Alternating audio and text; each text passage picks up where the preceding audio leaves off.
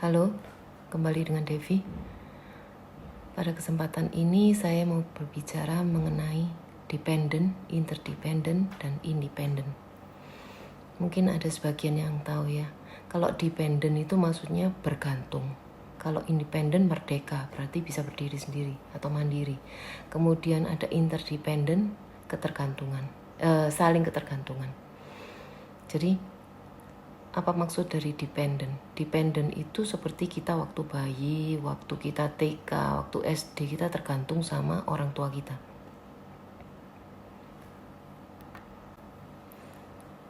Kita nggak bisa minum susu sendiri, kita nggak bisa pakai baju sendiri. Kenapa?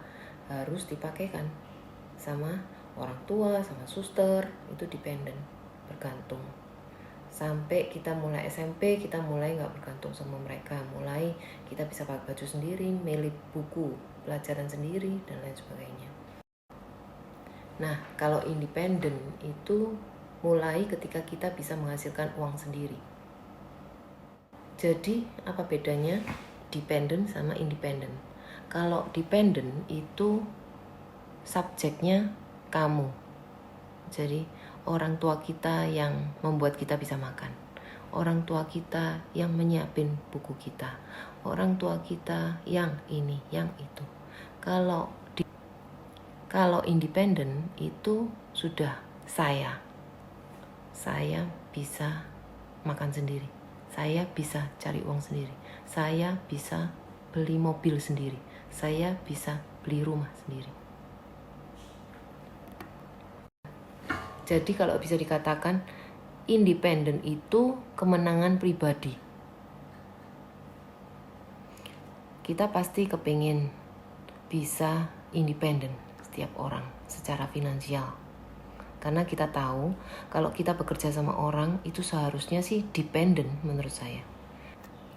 Jadi seperti kondisi sekarang ini banyak pemutusan hubungan kerja.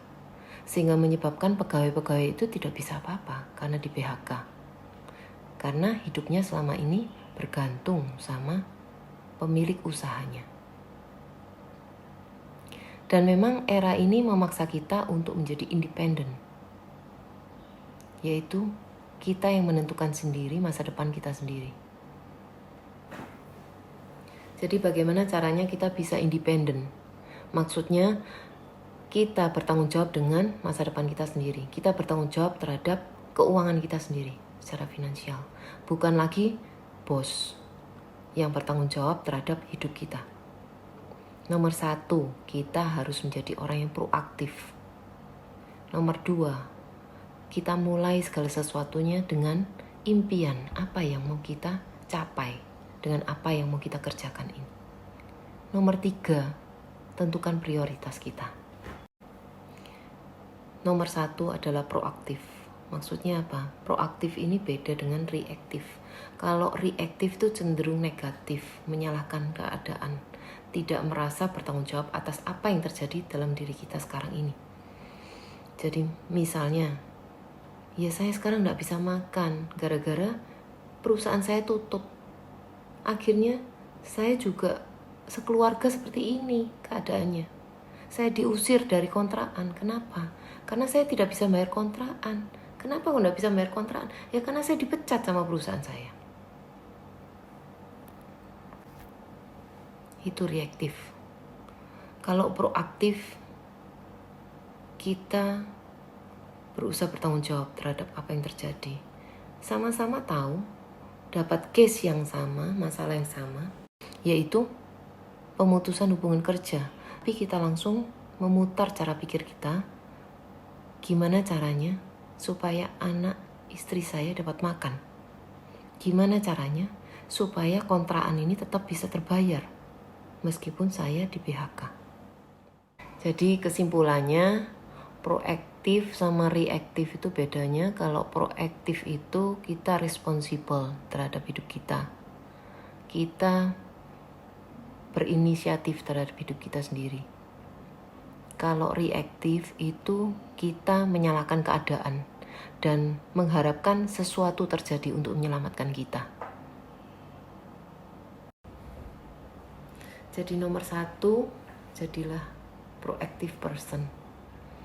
Kedua, punyalah impian untuk apa yang akan kita lakukan. Jadi bayangin ketika kita bisa berhasil melakukan pekerjaan yang mau kita kerjakan ini, kita bisa membayar kontrakan kita bisa memberi makan yang lebih enak kepada anak, istri kita, kepada orang tua kita bisa menyenangkan orang yang kita sayangi. Impian ini harus kuat. Kalau nggak kuat, ketika terjadi suatu masalah, langsung mutung. Sudah kita nggak niat lagi untuk mengerjakan. Memulai sesuatu itu tidak ada yang mudah. Tapi kalau niat kita besar, impian kita besar, kita akan ngotot untuk tetap melakukan. Ketiga, prioritas. Tentukan prioritas kita. Karena kita tahu bahwa ketika kita punya niat untuk melakukan sesuatu, itu selalu banyak godaan. Tiap orang punya pusat prioritas sendiri-sendiri. Ada yang prioritasnya pokoknya keluarga, nggak punya uang nggak apa-apa, pokoknya kumpul.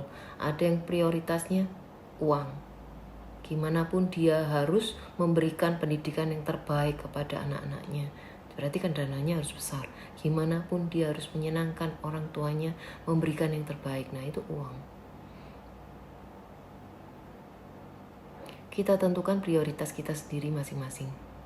Dan kita baru bisa bergerak dengan benar ketika prioritas kita benar. Jadi kesimpulan dari yang kita perbincangkan pada saat ini adalah, yuk kita jadi independen terhadap kehidupan kita sendiri dan kehidupan keluarga kita. Yuk jangan menyalahkan orang lain atas keadaan yang terjadi dalam hidup kita. Yuk proaktif. Yuk punya impian dan menentukan prioritas kita. Salam. Stay at home.